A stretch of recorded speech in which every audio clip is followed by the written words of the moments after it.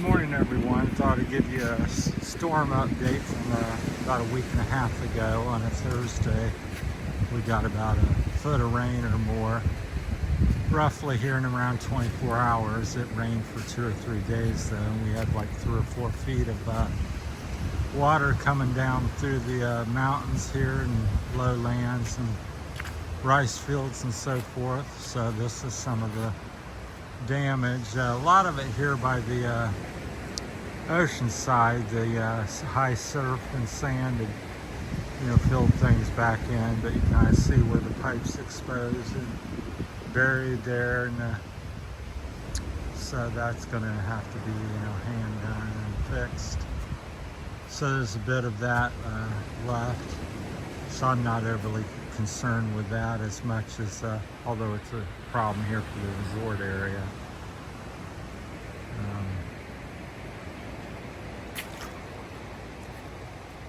Had to jump the creek there, so, but it exposed, a lot of things. Here's one of the worst areas here along the beach. There's a trail that I used to run through here. I'll walk you up here. The sand is washed back up here and it looks relatively smooth next to what it was, but I'll show you the older trails. So, but there are still, many people's homes got flooded. We had 3 or 4 feet in my estimation, but right through here is normally where the trail ran between the trees here, and you can kind of see it down. If you look on the other side of the trees there, so it ran down through there, and now it's, you have to walk out there, which is a minor inconvenience. I'm sure they'll want to repair it and get it straight through here and keep it, more safe, and because you're walking up on another property there, so that's not owned. That's the 4 points there, so they got some signs up and a security guard. But, so that's it. It would run right down through there, and you can see that's still exposed after about a week and a half. I think the main problem here is they have a lack of heavy equipment. There's not like somebody with a bobcat or backhoe that can come in and fill out everything. So that's that's one of the local, our friendly beach dogs, which will probably bark at Michelle. For some reason it barks at her constantly, as you can see that there. So she's making a little video. But just wanted to update people. So the beach is never was really closed, but it's opened up. It had high surf, tropical storm warning, so it was closed in that sense. And then there was a lot of silt and debris in the ocean here. Still got a little bit of discoloration to the water from the sediment. I went swimming last night, but overall it looks like it always has smoothed out, except for some of the severe washouts. I think my main concern, the reason I've been asking for help or donations, if you could, here, is for the native people that live, off to the side here in the woods here, and they have bamboo homes, and they were 1, 2, 3, 4 feet in water. So haven't seen anybody get where their home got swept away, but that's entirely possible here. But a lot of them had 2 to 4 feet of water running through their homes if they were in a low area. It was kind of hit and miss.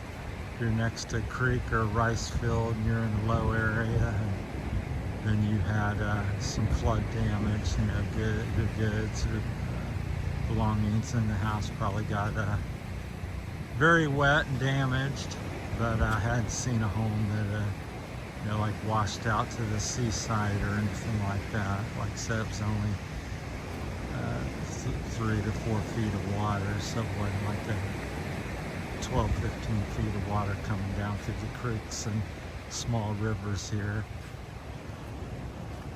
So yeah, looking much better. This was dug out a couple feet. There's still some, rough areas along here, as I just showed you back through there. But I've not walked everywhere. A lot of this is, we're here in Palawan, Sabang, by the way. It's July the 29th. the Kabayagan area is what I'm, in Sabang area is where I'm from, living from at, and concerned about and trying to help people. So if you can care to donate some money or some goods, buying boxes is a very common way to send things here. I guess the negative with that is it takes 3 to 4 months to get something here, which is okay and good because the Philippines is always in need. Somebody's dug out a big circle there for some reason, playing in the sand. Comes the morning jogger. But, of course, money was always good year-round and helps out people, so, and it's quick. So I want to touch on them two topics. The money, people always think, well, I don't have much. Well, here in the Philippines, $5, $10, $20 is very much. It's not like in America where if you don't have 100, you don't have much of anything here. It's the opposite of that. If you give $5, $10, $20, that's $10 is maybe an average day's wage here or more. So I just kind of show you around as we're walking. The sun's coming up, so I don't know if it's going to be blinding in the camera. Dog's barking because Michelle's caught back up with me. And the goods too. People say, well, I don't have or can't afford to, donate a bed and bath set or something like that. Well, your old stuff's plenty good here. You got a mismatched sheet or blanket or towel set or clothing. You got a little bit of this, a little bit of that. Old shoes, glasses, reading glasses. Just about anything you could send is very usable here. Somebody can use it. So now and even year round, because there's a lot of native people and they don't make much here in the Philippines. Like I said, many people make $10 or less for 12, 13-hour days of work. So there's very few that are, making decent money here. And, very few making anything American style. So very small percentage. I'm not sure what that would be, but 5, 10, 15% maybe. The vast majority, 75%, are down at the 500 peso, which is about $10 a day. So whatever you have is appreciated. Silverware.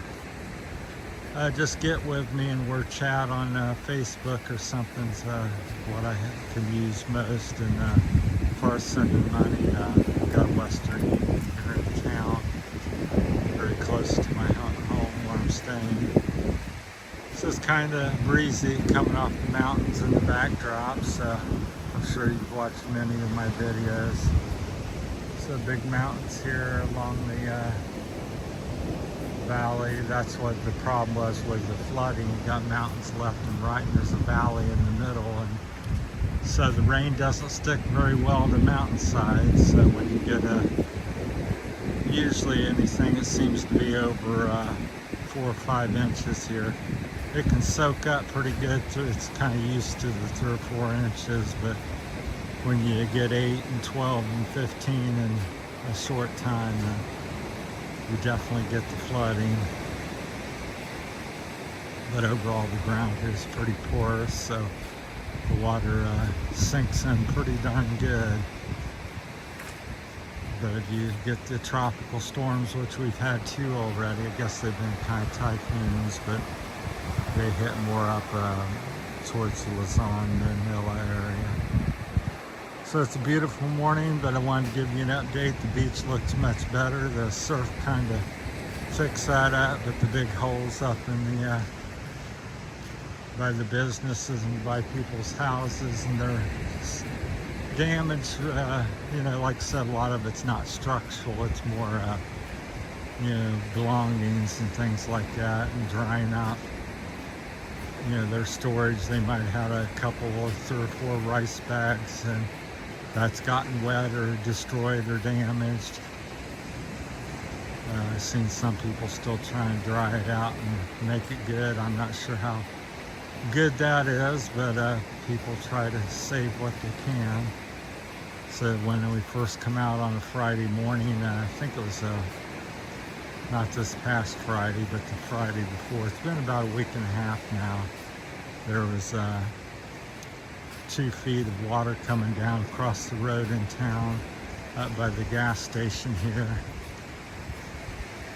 And there was a rescue going on. They had life rings and ropes and rescue people pulling people out of their homes by the creek, which was, like I said again, about 3 or 4 feet deep. Of course, the creek was probably 10 feet deep because you had 3 or 4 feet on top of what it normally is, or more, because it's definitely a low area where the creek was. So, that's the kind of summing up the update. So looking much better along the beach. People's Sabang's alive and well and open for business. As you come and the season kicks off here later in the year, I think around October, November is when it starts getting busy again. Because this is a tourist area. If you don't know, Sabang's the home of the famous underground river. I think it's like one of the 7th wonders in the world. Longest underground river in the world. It's about 20 minutes over there along the coast where the sun's coming up. And so all their boat rides, tourist activities, that's some of the tourist boats, not all of them, some of them's fishing. And down through there, but that's where it takes off. You come into town on your tourist van typically. Some people ride their bikes in or get rides in different ways, but most people come in tourist vans, and then they stop down there. And I think prices, packages are usually 2,000 to 4,000 peso roughly. I'm not sure exactly. And that comes with how long you're going to be there. Do you want food? Do you want it private? And about anything you can dream up, they offer. So you can get a boat by yourself and go over there if that's what you want to do and you can afford that. Have a private meal somewhere what to your liking. So, or you can just take the package that they offer and it sounds good to you and order that. Well, that's my time. Thanks for watching. Thanks for anything you may do to help out people here. And like I said, just contact me on Facebook, Terry Kugler. Terry's Philippine Journey. I'm not a customer, really have not done much of that. I've helped out individuals here over the last 3 years, but I've not done anything big. So the channel's very small. It's hard to drum up some support because I'm not well established, so still struggling to get monetized. So I have no money from the channel to help people that are dragging the boat out. So many times every morning or